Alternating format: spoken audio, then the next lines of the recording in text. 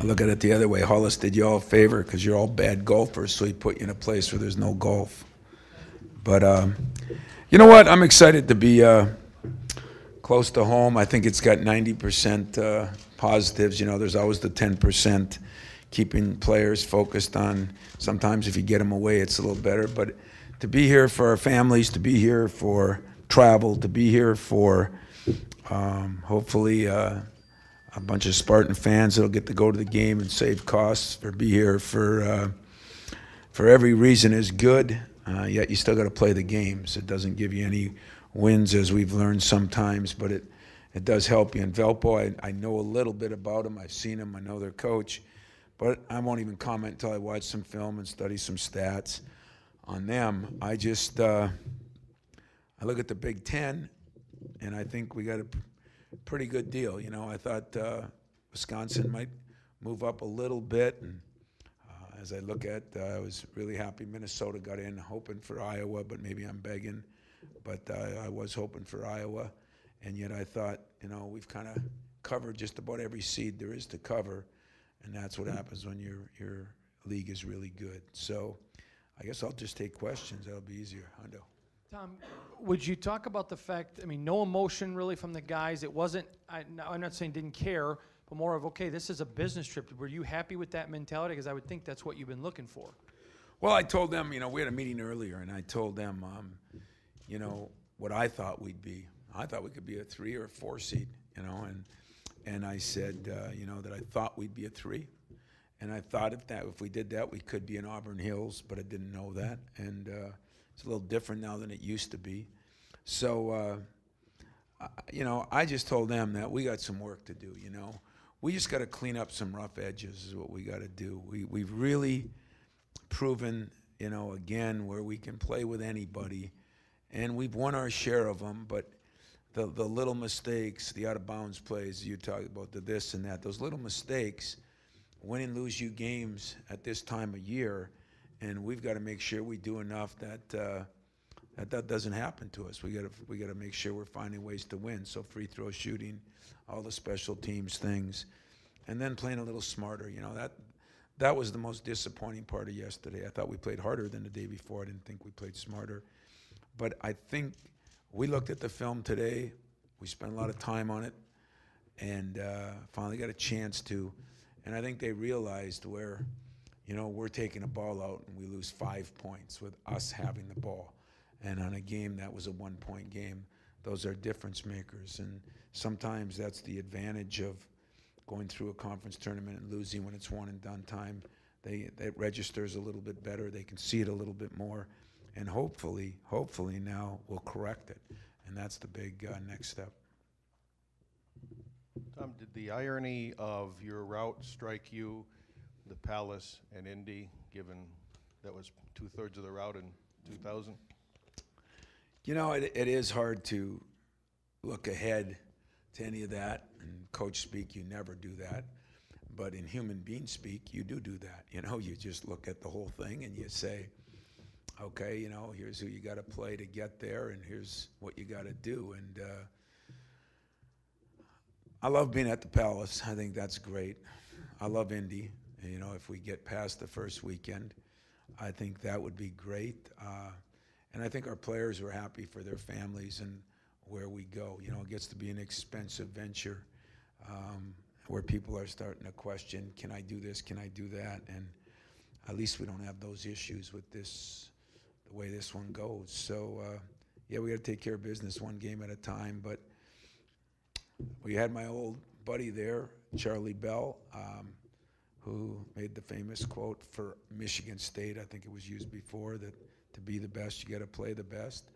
And, you know, I think early on we got to play games that we got to find a way to win. If we get out of the first weekend, you know, we really got 2 1 seeds because Duke was a 1 seed up until yesterday or the day before, whenever that was. And we got the overall 1 seed, and we've been in Indy playing them before. So at least, you know, as you look at the whole bracket, unfortunately, I'll bet you 1 million people will say it tonight on those telecasts that, you know, the hardest thing to do is get out of that first weekend.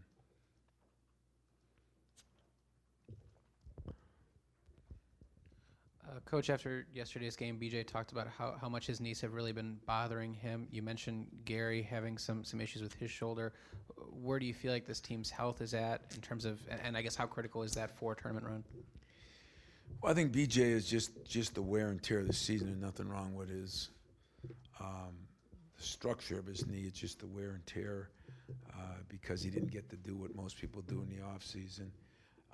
Gary's the one that still worries me because he plays hurt. He acts like like he did to you guys after. He doesn't want to tell anybody what's going on, but there's no question he's not the same there, and he was really coming along, and I don't think this is a major setback, but I just think it's something he's got to live with and deal with till he can get some rest at the end of the season. So he's such a warrior that I don't see it being a major problem, but does it affect your shooting?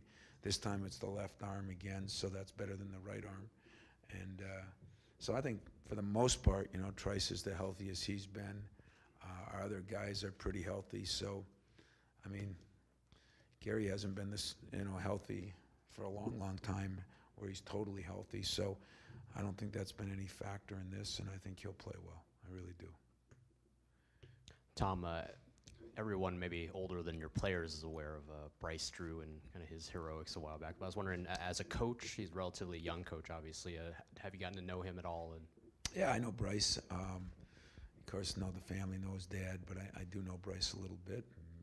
Been with him on the recruiting trails a few times, and he's got that shot, but I got the free throws. So if him and I go at it, that'll be an even. I'm just more worried about our players going at it. And but he is a very good coach. He's done a very good job there. He beat some good teams this year. I watched some of the game against Detroit, and this will be a formidable foe to start out with. And yet I think as I look at this bracket and see a Boise in there and some of the other. Did Texas Southern? Who else made it that we played? Does anybody know? I didn't know if they did. If they won their. But we played a lot of teams that are in the NCAA tournament, and I think some of the teams that were at the mid-major level, and so that'll hopefully prepare us well as we look back. Tom, Derrick talked yesterday about the sense of urgency he's feeling and how he's just going to leave it all out there because he never knows if it's the last game. Do you see that from him, and can that be something that the players kind of respond to, seeing him kind of? Well, I think what I got to convince Derrick to do, this has been an anxiety-filled month for him. I think of all the players that I've had, you look at Derrick and, he always talks to me about, you always knew what you were going to do. You knew what high school you were going to go to. You knew what college you were going to go to. I mean, he committed early. Now all of a sudden, there's no definites. And believe it or not, as I've told some of you, he is an emotional kid who I think he's a little nervous about, what happens when it ends. And I got to convince him that the longer it goes, it doesn't end as early.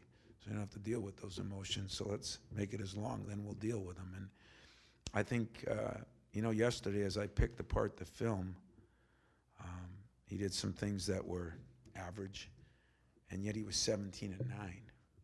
17 points, 9 rebounds, shot 6 for 8, 5 for 7 from the field. I mean, the guy is a very good player if he can if he can tell himself that, believe it, and then practice it and then do it.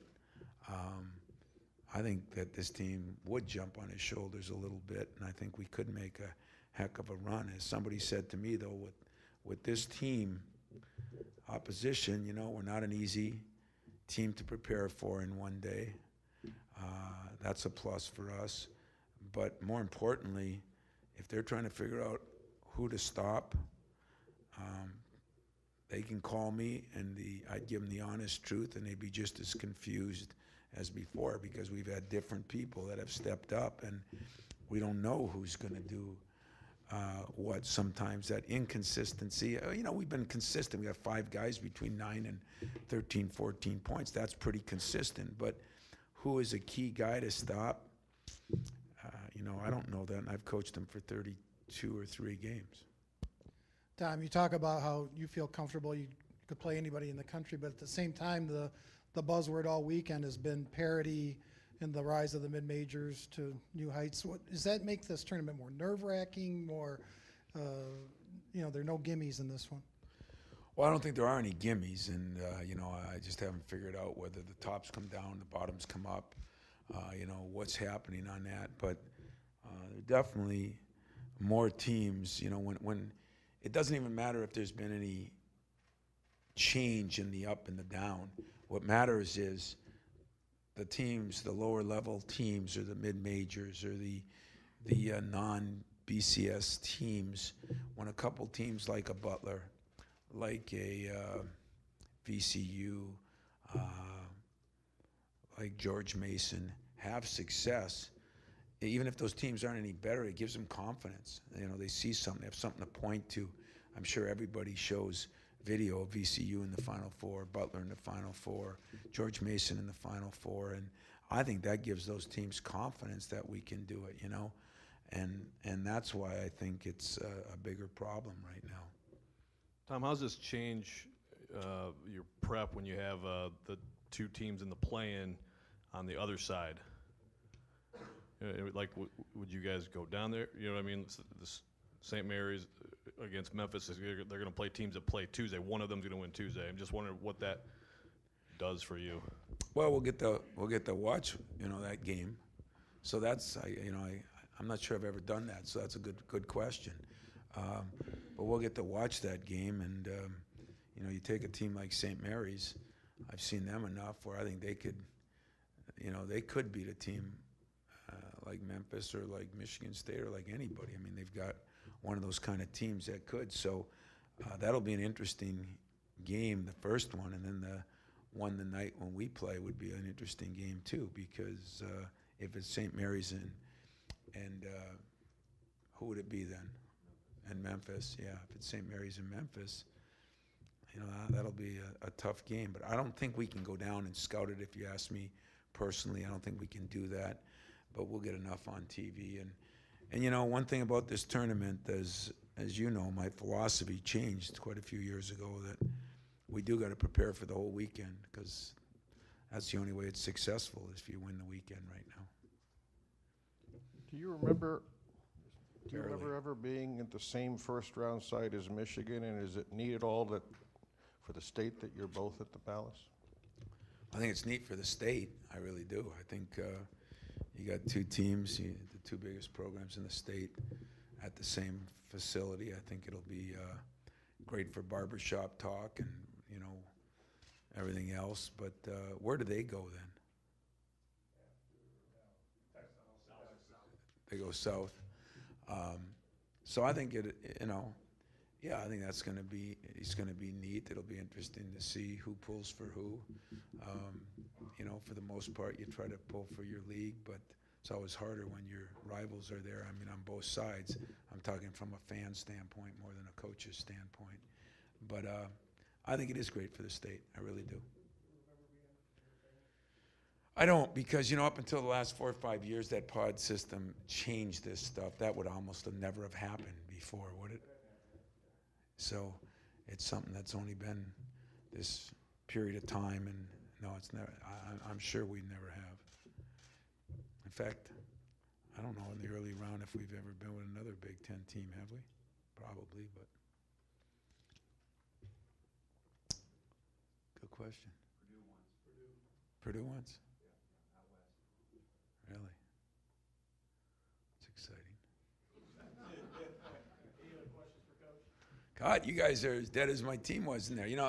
In fairness to my team, I told them that I think it's just very important that we start figuring out on what we got to do, as you said, to make it, I don't know if it's a business thing, because we got to find a way to enjoy it, but we got to find a way to focus in a little bit better on the little things.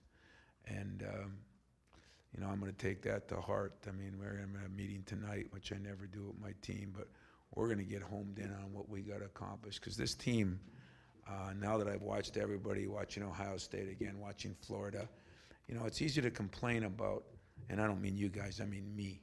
it's easy to complain about what my team doesn't do, but my team has probably done more things than a large number of teams out there, and that's, even though I have to refrain now from saying we showed up 32 out of 33 times, and still in my estimation, and we have knocked right on the door till the last minute of just about every game we've been in. And there's something good to be said for that.